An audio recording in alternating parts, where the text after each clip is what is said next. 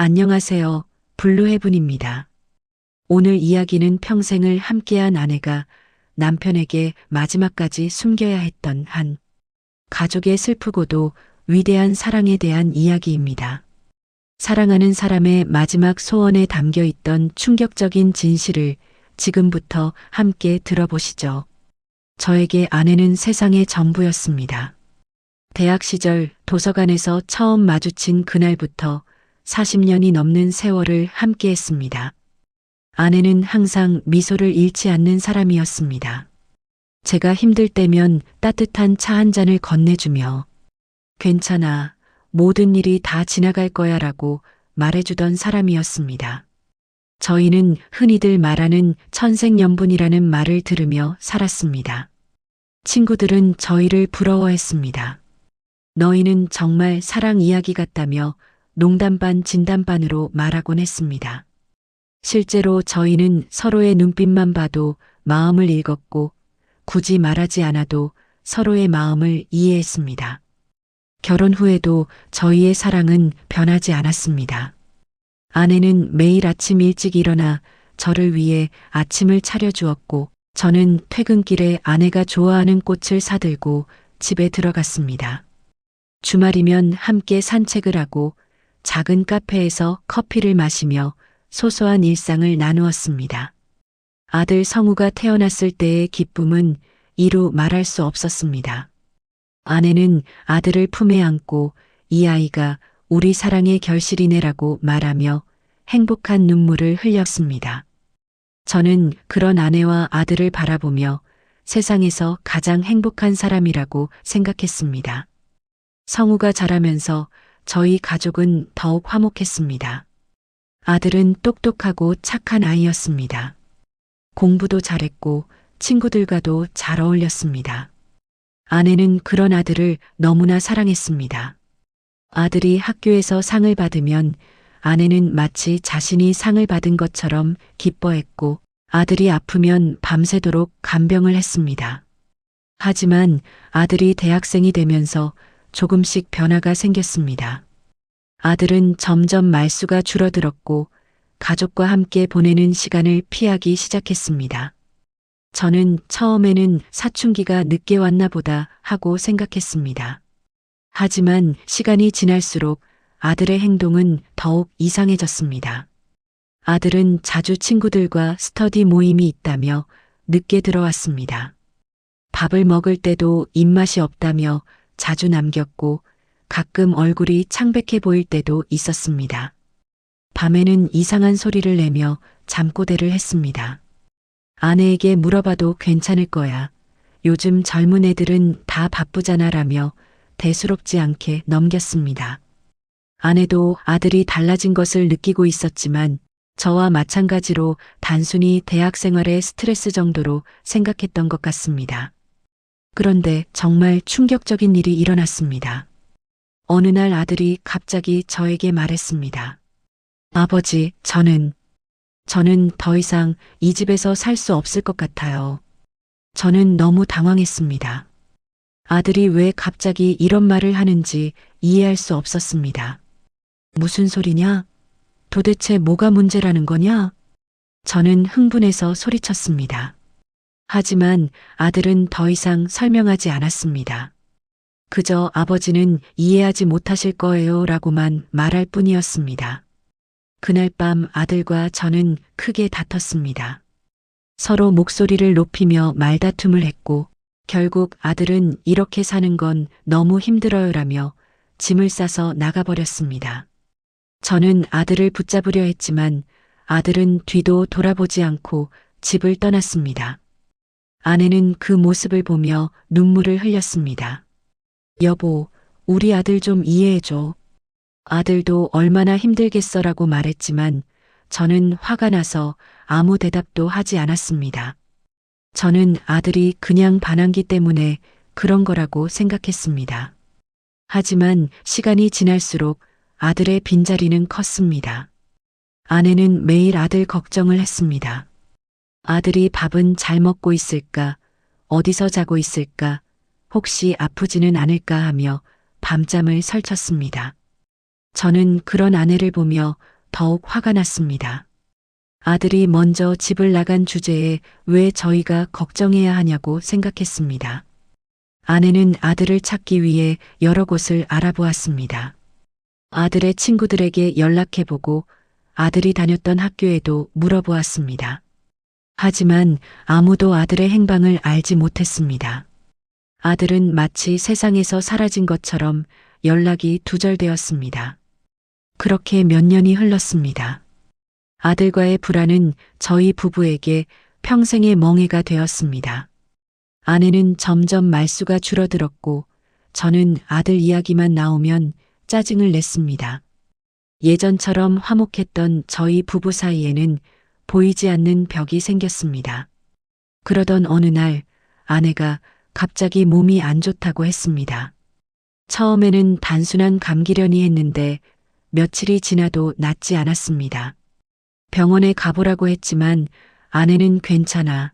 며칠 쉬면 나을 거야라며 거부했습니다. 하지만 아내의 상태는 점점 더 심해졌습니다. 밥을 먹지 못하고 자주 토했으며 얼굴색도 창백해졌습니다. 저는 더 이상 지켜볼 수 없어서 강제로 아내를 병원에 데리고 갔습니다. 검사 결과는 청천벽력 같았습니다. 의사는 심각한 표정으로 말했습니다. 부인께서는 헌팅턴병이라는 희귀 유전 질환으로 진단되었습니다. 이미 많이 진행된 상태라서 의사의 말이 끝나기도 전에 저는 눈앞이 캄캄해졌습니다. 헌팅턴병은 뇌신경이 점진적으로 파괴되는 유전 질환으로 치료법이 없는 병이라고 했습니다. 그런 아내가 불치병을 선고받았을 때 제 세상은 무너져 내리는 것 같았습니다. 의사는 아내에게 남은 시간이 길어봐야 1년 정도라고 했습니다. 더욱 충격적인 것은 이 병이 유전병이라는 사실이었습니다. 이 병은 유전 확률이 50%입니다. 자녀분도 검사를 받아보시는 게 좋겠습니다. 의사의 말을 듣는 순간 저는 아들이 왜 그렇게 이상하게 행동했는지 조금씩 이해하기 시작했습니다. 하지만 아들은 이미 5년 전에 집을 떠났고 연락처조차 알 수 없는 상황이었습니다. 저는 그 말을 듣고 현실을 받아들일 수 없었습니다. 40년을 함께 산 아내를 이렇게 보내야 한다니 상상할 수도 없는 일이었습니다. 아내는 오히려 저를 위로했습니다. 저의 손을 잡고 여보, 너무 슬퍼하지 마. 당신을 만나서 내 삶은 정말 행복했어라고 말했지만 저는 매일 밤 눈물로 지새웠습니다. 아내의 투병 생활이 시작되었습니다. 약물 치료를 받으면서 아내는 많이 힘들어했습니다. 손떨림이 심해지고 말도 어눌해졌으며 걷는 것조차 힘들어했습니다. 하지만 아내는 제 앞에서는 절대 힘든 내색을 하지 않았습니다. 하지만 제 마음속에는 늘 해결하지 못한 숙제가 있었습니다. 바로 아들과의 관계였습니다. 아들이 집을 나간 지 벌써 5년이 넘었지만 여전히 연락이 두절된 상태였습니다. 이제 아내의 병이 유전병이라는 것을 알고 나니 아들도 검사를 받아야 한다는 생각이 들었습니다. 아내는 늘 아들 걱정을 했습니다. 우리 아들은 지금 어디서 뭘 하고 있을까? 혹시 이미 병이 시작된 건 아닐까? 왜 집을 나갔을까 하며 한숨을 쉬었습니다. 특히 밤에는 아들 이름을 부르며 잠꼬대를 하기도 했습니다. 아내의 상태는 점점 더 악화되었습니다. 하루는 아내가 제게 말했습니다. 여보, 우리 아들한테 연락해봐. 엄마가 보고 싶다고 전해줘. 저는 아들의 연락처도 모르는데 어떻게 연락하냐고 말했습니다. 그러자 아내는 그래도 찾아봐줘. 제발. 이라며 간절하게 부탁했습니다. 시간이 흐를수록 아내의 상태는 더욱 심각해졌습니다. 병원에서도 더 이상 할 수 있는 치료가 없다고 했습니다. 아내는 집에서 마지막을 맞고 싶다고 했고 저는 아내의 소원을 들어주기로 했습니다. 집에서의 마지막 시간들은 정말 소중했습니다. 아내와 저는 40년간의 추억을 나누었습니다. 처음 만났던 날의 이야기, 결혼식 날의 감동, 아들이 태어났을 때의 기쁨까지 모든 순간들이 우리에게는 보물 같은 기억이었습니다. 아내의 마지막 순간이 다가왔을 때 아내는 희미한 목소리로 제게 말했습니다. 여보, 나의 마지막 소원은 우리 아들을 찾아 꼭 만나줘. 저는 눈물이 멈추지 않았습니다. 마지막 순간까지도 아들을 걱정하는 아내의 마음이 너무 아팠습니다. 왜 아들을 만나야 해? 그 아이는 어머니가 아픈데도 나타나지 않았잖아. 저는 화가 나서 말했습니다. 하지만 아내는 제 손을 꼭 잡고 말했습니다. 제발 아들을 용서해줘. 아들에게도 꼭 사정이 있을 거야. 아내는 아들의 소식만을 기다렸고 마지막 순간까지 아들을 걱정하고 있었습니다. 저는 아내가 눈을 감은 후에도 한참 동안 아내의 손을 놓을 수 없었습니다. 40년을 함께 산 사람을 이렇게 보내야 한다는 것이 믿어지지 않았습니다. 아내의 장례를 치르는 동안에도 성우는 나타나지 않았습니다. 저는 마지막까지 아들이 올 것이라고 기대했지만 결국 아들은 어머니의 마지막을 함께하지 못했습니다. 저는 그런 아들에게 더욱 실망했습니다. 장례를 마친 후 저는 아내의 마지막 소원을 들어주기 위해 다시 성우를 찾기 시작했습니다. 이번에는 더욱 절실했습니다. 아내와의 약속을 지켜야 한다는 마음으로 힘겹게 아들의 행방을 찾아다녔습니다. 그러던 어느 날 아들이 살았던 동네의 한 카페에서 아들의 대학 친구를 만났습니다. 저는 간절한 마음으로 물었습니다. 혹시 우리 성우 어디 있는지 알아? 아내가 아들을 보고 싶다고 했는데 아들의 친구는 잠시 망설이더니 조심스럽게 말했습니다. 아저씨, 사실 저도 아저씨를 찾고 있었어요. 아저씨께서 꼭 아셨으면 하는 게 있어서요. 저는 영문을 모른 채 아들의 친구를 바라보았습니다. 아들의 친구는 더욱 조심스럽게 입을 열었습니다. 사실 성우가 집을 나간 진짜 이유는 아저씨와 싸워서가 아니었어요. 저는 무슨 말인지 이해할 수 없었습니다. 그럼 왜 집을 나간 거야? 분명히 나와 싸우고 나간 거 아니야? 성우의 친구는 한숨을 쉬며 더욱 충격적인 말을 했습니다. 성우는 대학교 2학년 때 이상한 증상들이 나타나기 시작했어요. 처음에는 단순히 스트레스인 줄 알았는데 점점 심해졌어요. 손떨림, 집중력 저하, 감정 조절 장애. 성우는 혼자 병원에 갔고 거기서 헌팅턴병 초기 진단을 받았어요. 그 순간 저는 심장이 멎는 것 같았습니다. 아들의 친구는 계속해서 말했습니다. 성우는 이 병이 유전병이라는 걸 알고 나서 완전히 무너졌어요. 자신이 이 병에 걸린 것도 충격이었지만 어머니도 언젠가 같은 병에 걸릴 수 있다는 사실에 더욱 절망했어요. 저는 숨이 막히는 것 같았습니다. 아들이 왜 그렇게 자주 집을 비웠는지, 왜 밥을 제대로 먹지 않았는지, 왜 이상한 잠꼬대를 했는지 이제야 이해할 수 있었습니다. 성우는 자신의 병이 진행되면서 가족들에게 짐이 되는 것을 원하지 않았어요. 특히 어머니가 나중에 같은 병에 걸렸을 때 아저씨가 두 환자를 동시에 돌봐야 하는 고통을 겪게 하고 싶지 않다고 했어요. 아들의 친구는 더욱 가슴 아픈 이야기를 들려주었습니다. 성우는 일부러 아저씨와 싸우는 상황을 만들어서 집을 나갔어요. 아저씨가 자신을 미워하게 만들어서 나중에 자신이 없어져도 덜 아프게 하려고 했던 거예요. 차라리 불효자로 기억되더라도 병든 아들 때문에 고생하는 기억은 남기고 싶지 않다고 했어요. 저는 눈앞이 캄캄해졌습니다. 아내와 아들이 저를 지키기 위해 그토록 아픈 거짓말을 했다는 사실에 제 심장이 갈기갈기 찢어지는 것 같았습니다. 성우는 집을 나간 후에도 계속 아저씨와 어머니 걱정을 했어요. 멀리서나마 어머니의 안부를 알아보곤 했는데 어머니가 같은 병에 걸렸다는 소식을 들었을 때는 정말 많이 울었어요. 하지만 자신이 나타나면 아저씨가 더 힘들어할 거라고 생각해서 참았어요. 저는 아내의 마지막 소원을 완전히 오해하고 있었습니다. 아내는 자신을 위해서가 아니라 저를 위해 마지막 소원을 말했던 것입니다. 아내는 제가 아들을 오해하고 평생 후회하며 살게 될까봐 마지막까지 저를 위해 아들을 찾아달라고 했던 것입니다. 아내는 분명 아들의 진짜 상황을 어느 정도 짐작하고 있었을 것입니다. 같은 병의 초기 증상들을 보면서도 저와 아들 모두를 지키기 위해 모른 척했던 것입니다. 우리 아들, 지금 어디에 있어요? 저는 떨리는 목소리로 물었습니다.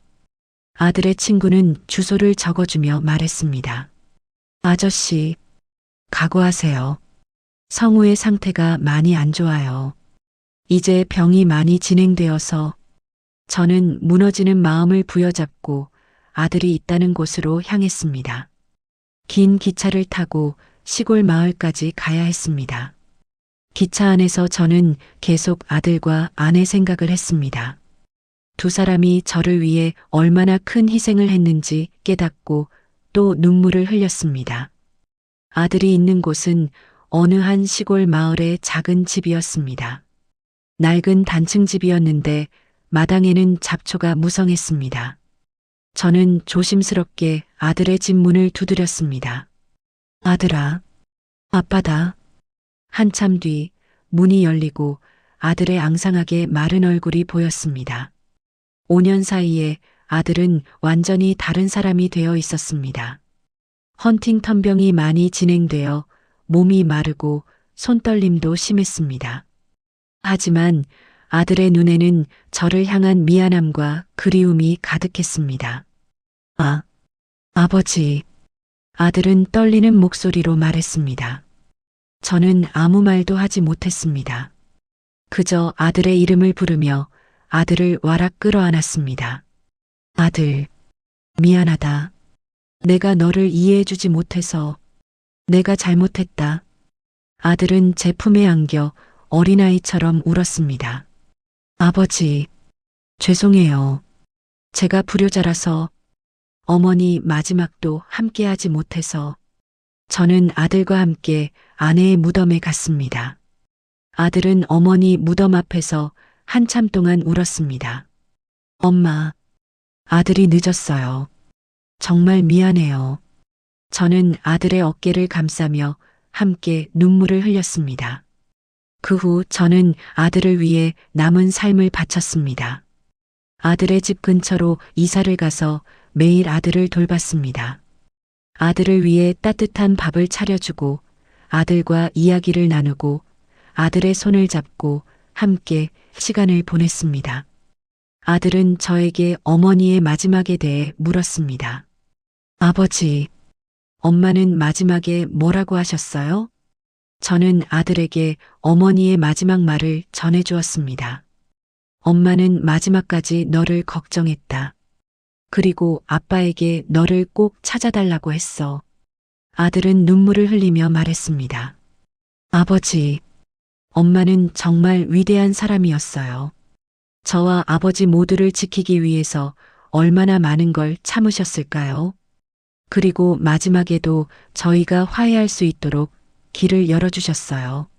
저는 고개를 끄덕였습니다.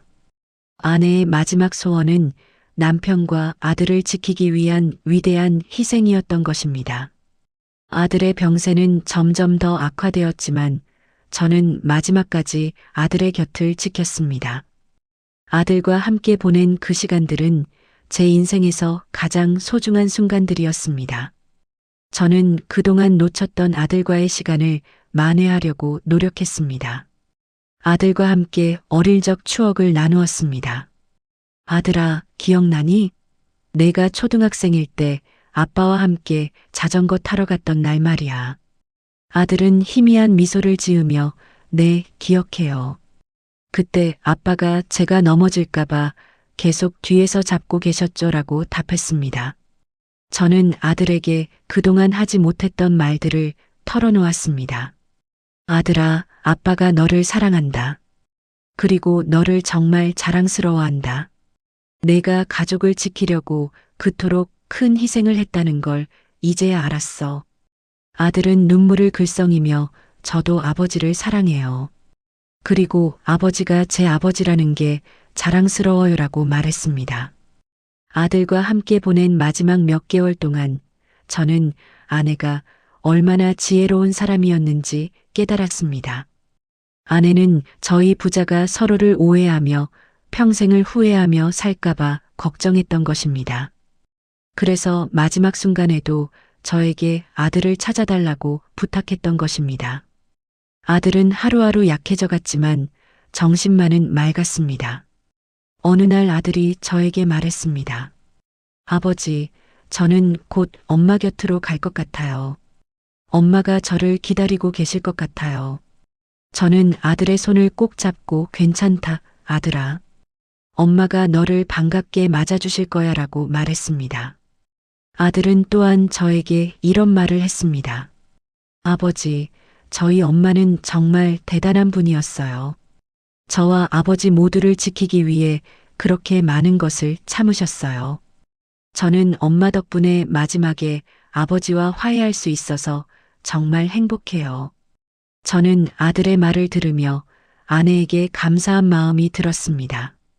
아내가 아니었다면 저는 평생 아들을 오해하며 살았을 것이고 아들 역시 혼자서 고통스럽게 생을 마감했을 것입니다. 아내의 마지막 소원 덕분에 저희 부자는 서로를 이해하고 용서할 수 있었습니다. 아들의 마지막 날이 다가왔습니다. 아들은 점점 더 약해졌고 의식도 흐릿해졌습니다. 저는 아들의 침대 옆에서 밤새 깨어 있으며 아들을 지켜보았습니다.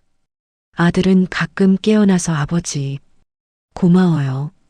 라고 중얼거렸습니다. 마지막 순간 아들은 제 손을 꼭 잡고 말했습니다. 아버지, 엄마한테 전해주세요. 아들이 정말 미안했다고, 그리고 사랑한다고, 아버지도 정말 사랑한다고. 저는 눈물을 흘리며 그래, 꼭 전해줄게라고 약속했습니다. 아들은 제 품에 안겨 평화롭게 눈을 감았습니다.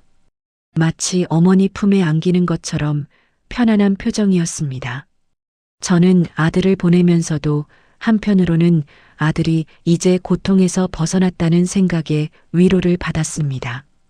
그리고 아들이 마지막에 저와 화해할 수 있어서 후회 없이 떠날 수 있었다는 것에 감사했습니다.